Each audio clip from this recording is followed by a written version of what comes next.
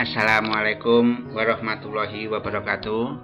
Berjumpa kembali dengan saya di channel Nanang Arifin dari Madrasah Aliyah Negeri Kota Blitar. Anak-anakku, mungkin Anda pernah makan sego tumpang. Ya, ini biasanya kalau ke Kediri ada makanan khas sambal tumpang. Di Blitar ada makanan khas yang terkenal, nasi uceng, ini dari ikan uceng ini.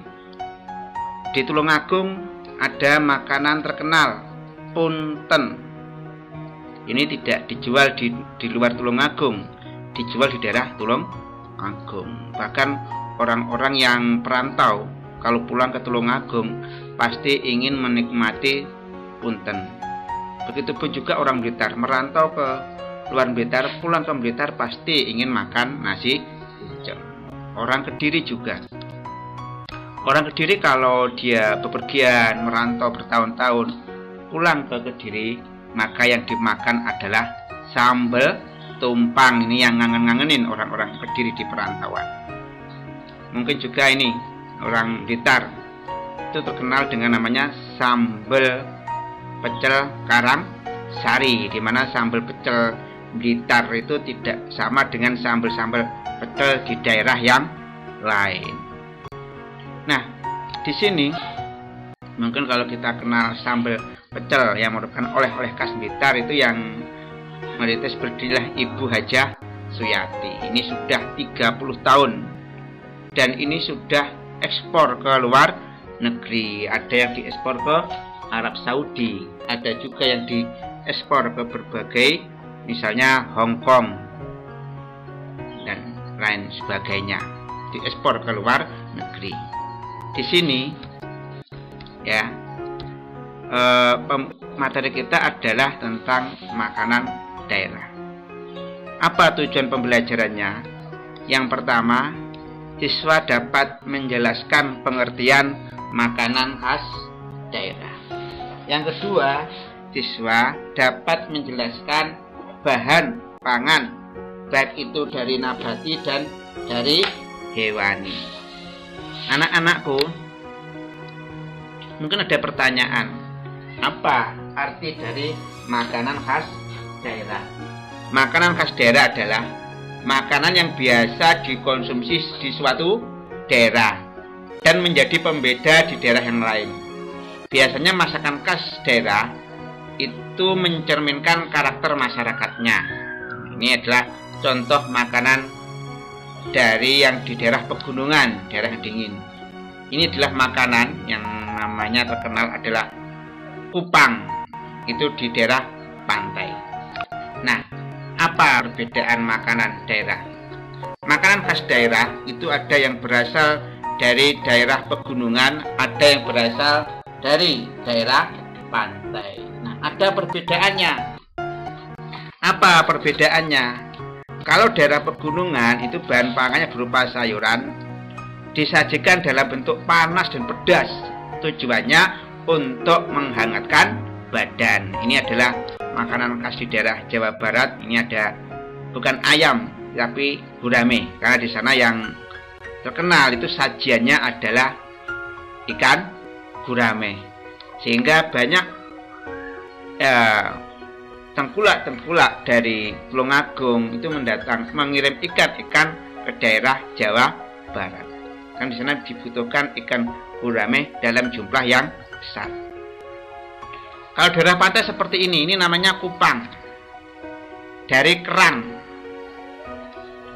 Kalau di sana daerah pantai itu makanannya banyak menggunakan bahan-bahan yang berasal dari hasil laut, contohnya kerang, kupang. Ini kita temui di daerah-daerah pantai seperti Surabaya, Pasuruan, Sidoarjo.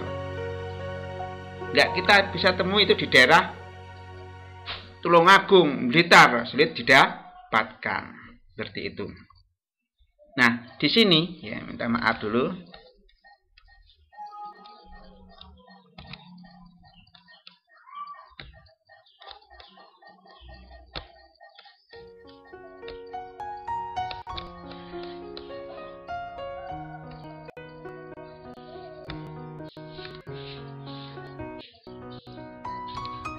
Nah, bahan pangan untuk makanan khas itu terbagi menjadi dua. Ada yang hewani, ada yang nabati. Kalau hewani itu bahan pangan yang berasal dari hewan, susu, telur, daging, dan ikan. Kalau nabati itu bahan pangan yang dari tumbuh-tumbuhan, dari akarnya bisa. Contohnya ketela, batangnya tebu, bunganya bisa dijadikan sayuran, buah turi, sayuran turi, daunnya bayam, kangkung itu dijadikan sayuran, diambil dari daun. Buahnya contohnya ini dodol mangga, ini diambil dari buah mangga. Kalau sambal pecel itu dari biji kacang, itu bahan pangan nabati. Apa perbedaan bahan pangan nabati dan hewani? Kalau bahan pangan nabati, nah misalnya sayur-sayuran, daya simpannya lama karena memiliki jaringan pelindung, sehingga buah-buahnya itu memiliki keawetan, tidak mudah, tidak cepat membusuk. Kalau hewani, daya simpannya pendek karena tidak punya jaringan pelindung.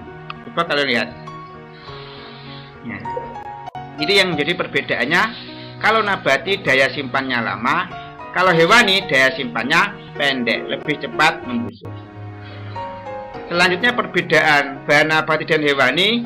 Bahan nabati itu lebih keras, bahan hewani lebih lunak dan lembek.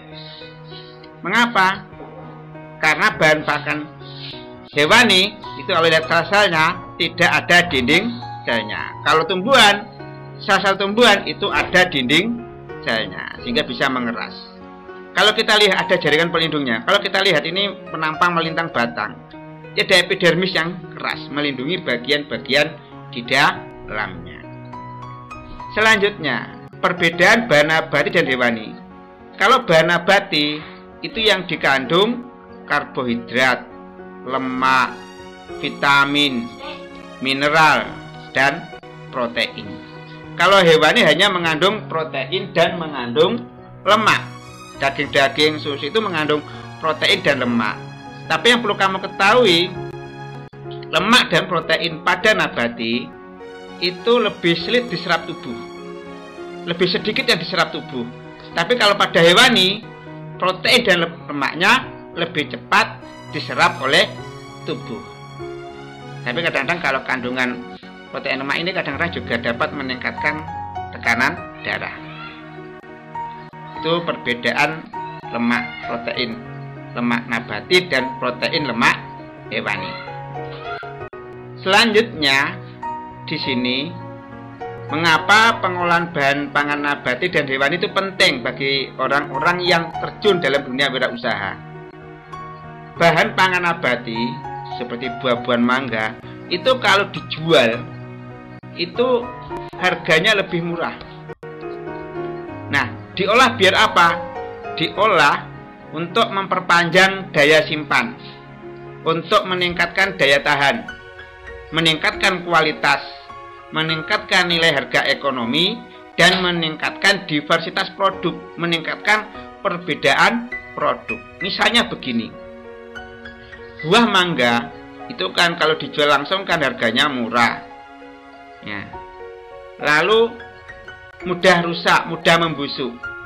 Biar punya daya awetnya tinggi, daya tahan, kualitasnya bagus, harga lebih mahal, maka buah mangga bisa dirubah menjadi dodol mangga.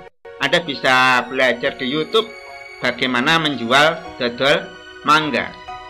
Lalu juga di sini ada ikan sarden ini ya. Ini kalau dijual mentah harganya murah. Tapi biar ini berharga mahal, punya daya tahan yang kuat, tinggi, kualitas bagus, maka dibuat dalam bentuk kalengan, ikan sarden. Ini dijual lebih mahal, mempunyai keuntungan lebih tinggi. Itulah perlunya pengolahan bahan pangan nabati dan hewani. Nah, ada pesan dari almarhum Bob Sadino, bisnis yang bagus adalah bisnis yang dikerjakan, bukan yang ditanyakan. Terus mari kita tutup acara ini dengan doa akhir majelis. Subhanakallahumma wa bihamdika asyhadu alla ilaha illa anta astaghfiruka wa atubu ilaik. Sak bejo-bejone wong kang lali isih bejo wong kang eling lan waspada. Wallahu muwaffiq ila aqwamit thoriq. Wassalamualaikum warahmatullahi wabarakatuh.